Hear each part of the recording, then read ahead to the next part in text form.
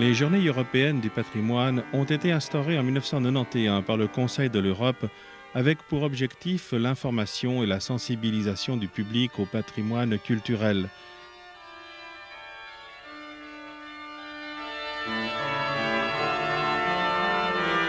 C'est ainsi qu'un certain nombre de sites étaient ouverts au public.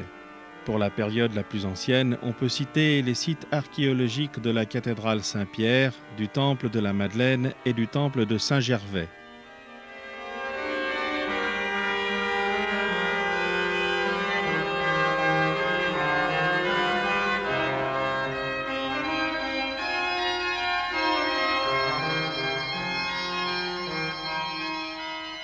Le temple de la Madeleine, ancienne église Sainte-Marie-Madeleine, fut édifié sur l'emplacement d'un ancien cimetière situé sous le mur d'enceinte de la ville haute, à l'emplacement d'un ancien port romain rasé au IIe siècle.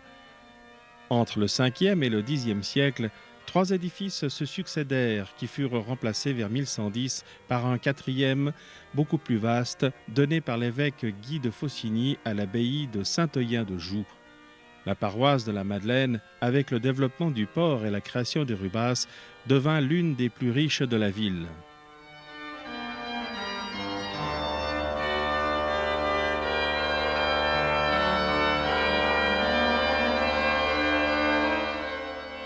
Reconstruite après un incendie en 1430, la nef est d'un style archaïsant, avec de grandes travées voûtées d'ogives qui reposent sur de grosses piles servant de contrefort.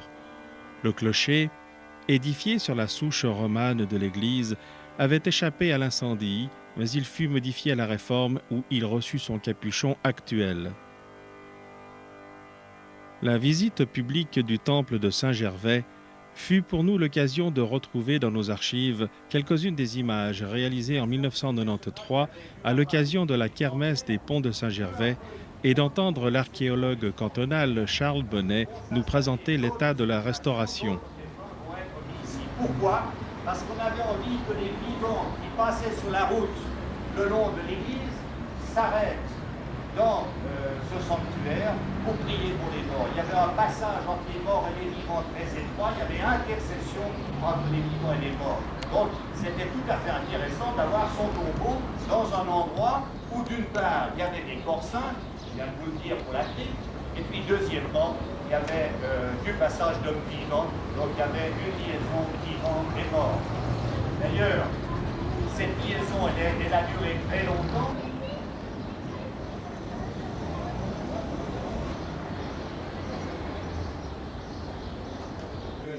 Préhistorique, mais évidemment qui était ouverte à cette époque, et la route qui passait là. Cette petite palissade semble déjà limiter un chêne, comme on en parle si souvent pour les druides, et lorsque César a eu une découverte de même type qui a été faite à Bigny, Lausanne, sous un temple romain bien qui semble être à l'origine de ce lieu de culte. De 20 après et celle-ci datée de 50 après, on remarque un type de cérémonie tout à fait curieuse, puisqu'on va effectuer à l'intérieur de ce petit édifice primitif qui existe déjà en périodes antérieures, une grande fosse dans laquelle on va abattre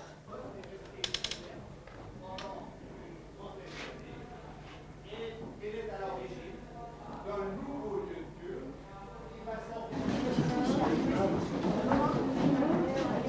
Nous voici avec monsieur Charles Bonnet, professeur à l'Université de Genève et archéologue cantonal, qui va nous parler plus en détail de ces fouilles et du rapport entre ces fouilles et la rénovation du temple de Saint-Gervais. Monsieur Charles Bonnet, vous avez la parole. En fait, nous nous trouvons ici dans une fouille archéologique. Alors on peut se demander pourquoi une fouille archéologique en relation avec la restauration d'un temple, la restauration d'une ancienne église. C'est que, d'une part, on va intervenir en sous-sol pour essayer d'éviter un excès d'humidité dans les murs. Et c'était un grand problème dans le cadre de ce temple, c'est d'éviter l'humidité qui pénétrait dans les murs et qui dégradait une partie des murs. Il y a également d'autres problèmes liés à la statique du bâtiment, donc il fallait intervenir en sous-sol. Et naturellement, pour nous, c'était l'occasion de découvrir l'histoire de cette rive droite du Rhône qui est si mal connue puisqu'on était à l'extérieur de l'Empire romain en 122 avant Jésus-Christ, date à laquelle va naître la ville de Genève avec son port si développé. Et là, on est dans un autre pays, on est chez les étrangers.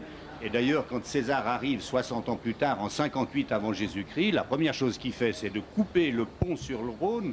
C'est un pont qui est à peu près à l'emplacement du pont de Lille, à 100 mètres d'ici. Et avant de conquérir l'ensemble des Gaules, il va considérer Genève comme un point fort, une tête de pont de l'Empire romain au nord. Construit donc par les Gaulois, ce pont sur le pont de Lille. Alors certainement, le pont a été construit par les Gaulois, en tout cas au profit des Gaulois, peut-être en liaison avec le commerce qui ne cesse de se développer depuis 122 avant Jésus-Christ, probablement avant, mais surtout depuis 122 avant Jésus-Christ, puisqu'on sait qu'il y avait un port très sophistiqué. Puis, le long de la route qui débouchait à l'extrémité du pont en direction du plateau suisse, du col de la Sfossie, peut-être déjà utilisé à cette époque, ou du pied du Jura, on va installer un lieu de culte qui ne cesse de se développer depuis 40 ou 50 avant Jésus-Christ. Alors d'abord, un lieu de culte païen qui s'installe sur deux gros blocs, deux mégalithes, puis qui va être installé avec une petite cella, un saint des saints, le tout construit en charpente de bois et en terre argileuse. Puis une première construction en pierre avec des fortes fondations de boulets de rivière et de mortier. Puis plus tard encore, des agrandissements jusqu'au IVe siècle, date à l'époque à laquelle ce temple va être détruit à la suite d'un violent incendie. Alors on a retrouvé le toit du temple effondré sur le sol, des restes de grandes poutres brûlées et des tuiles bien sûr. Mais je dirais que l'un des éléments fondamentaux de nos découvertes, c'est une grande église du 5e siècle qui est construite avec une crypte extraordinaire de la même époque, crypte conservée avec sa voûte, une partie des peintures très anciennes. C'est une chance fantastique de pouvoir ainsi assister à la véritable naissance d'une église sur cette rive droite. On doit donc penser que Genève avait deux acropoles, l'une sur la rive gauche avec plusieurs cathédrales au premier temps chrétien, et une sur la rive droite avec une église funéraire, donc une église dans un cimetière qui devait être très grande, aussi grande que les cathédrales, et qui marquait un deuxième point dans l'horizon lorsqu'on venait de Vidy-Lausanne en direction du fort de l'Écluse. Alors voilà, nous voilà très détaillés sur ces fouilles. Alors nous aimerions vous poser une question, vous qui êtes responsable de ces fouilles, qu'est-ce qu'elles vont devenir, qu'est-ce que vous envisagez de faire avec ces fouilles maintenant? À l'occasion des ponts de Saint-Gervais, nous faisons une première présentation du sous-sol archéologique déjà partiellement aménagé sous le temple. Notre idée est d'essayer d'expliquer dans cette partie de notre ville, d'une part, que la rive droite mérite toute notre attention sur le plan historique pour ses racines, comme la cathédrale où, vous le savez, on a installé un immense site archéologique qui sera d'ailleurs encore agrandi au cours des prochains mois. Et au fond, si la cathédrale et ses alentours étaient la zone des vivants, protégés par des fortifications importantes, là on est hors les murs, dans les cimetières qui entouraient la ville. Donc on arrivera à expliquer que l'organisation générale de Genève, et avec le sous-sol du temple de la Madeleine, c'est une occasion unique.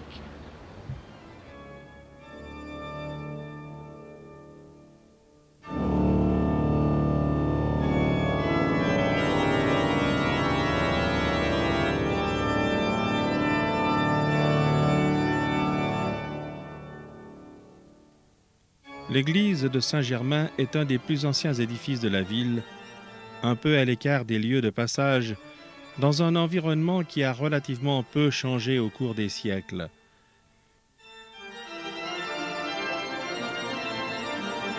Au pan nord-est de l'abside s'adosse la sacristie, dont le mur est agrémenté par un cadran solaire une œuvre de 1908 de l'artiste genevois Albert Schmitt au motif particulier.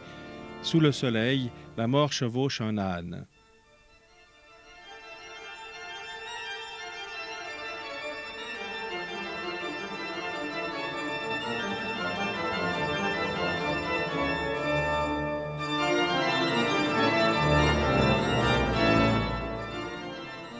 Le premier élément frappant pour celui qui s'approche de l'église, c'est le clocher, en légère saillie des murs de façade et de plan presque carré. La base, en maçonnerie encadrée par des chaînes d'angle, fait place dans la partie supérieure à des pierres appareillées percées de 20 ouvertures en plein cintre sur 2 étages.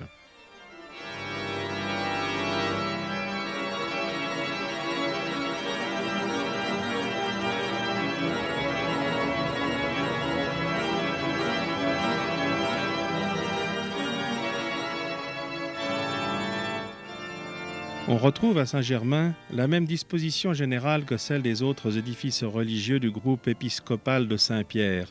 Façade principale au nord-ouest, à l'opposé du chœur, avec une façade peu travaillée, ne comportant qu'une porte monumentale et 2 fenêtres superposées.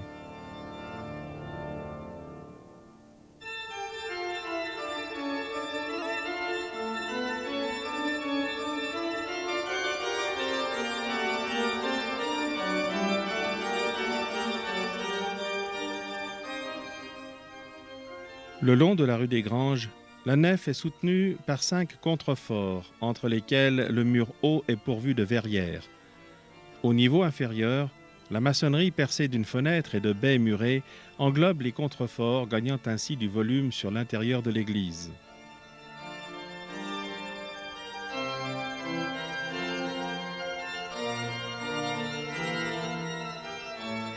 Le plan de l'église se compose d'une nef flanquée de 2 bas-côtés et se termine par une abside à 5 pans. Le vaisseau central est constitué de 3 travées de voûtes à croisées d'ogives s'appuyant directement sur des colonnes engagées à base simple. Le même type de voûte se retrouve dans le chœur pentagonal et malgré diverses restaurations depuis la construction de l'église, les structures, le volume et l'aspect général sont restés à peu près identiques à ce qu'ils étaient au Moyen Âge.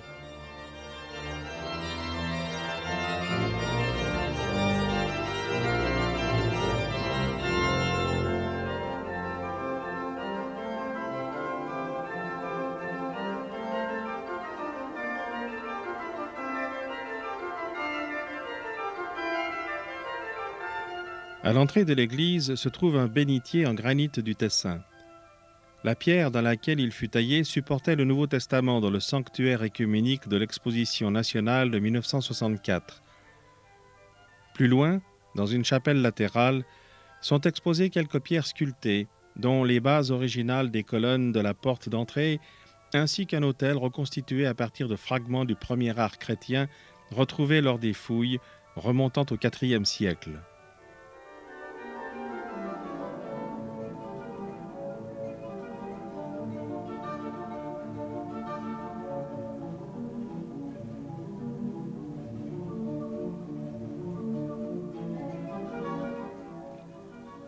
Les arcs des voûtes se rassemblent à la clé.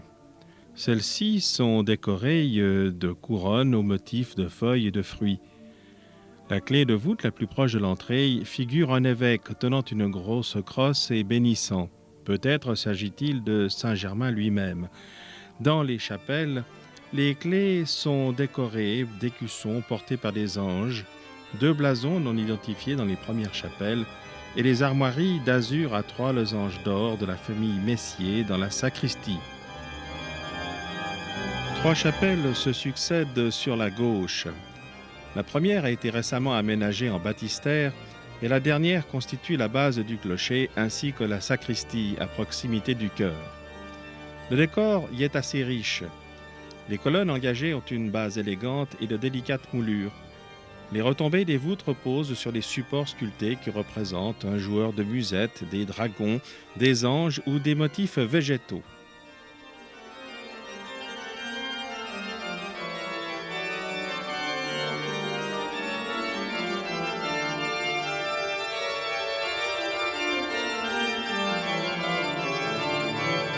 Autre monument antique, la pierre sépulcrale de Saint Némésius, encastrée dans le mur de la troisième travée du flanc sud. Elle a été découverte en 1824 dans les catacombes de Rome et placée ici l'année suivante. Le flanc sud se compose d'arcs monumentaux fermés du côté de la rue par un mur percé d'une baie dans la première travée et aveugle dans les suivantes.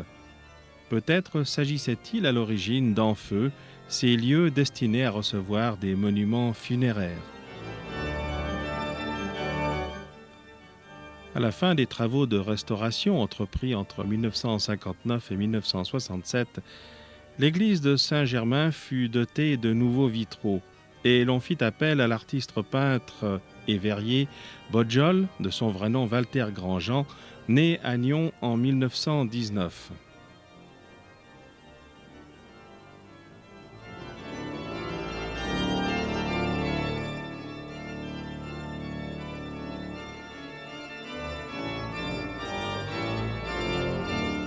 Église de Saint-Germain, architecture religieuse d'autrefois et art sacré d'aujourd'hui, qui se combinent merveilleusement dans ce sanctuaire, demeurant un lieu de piété, devenu également un monument d'art.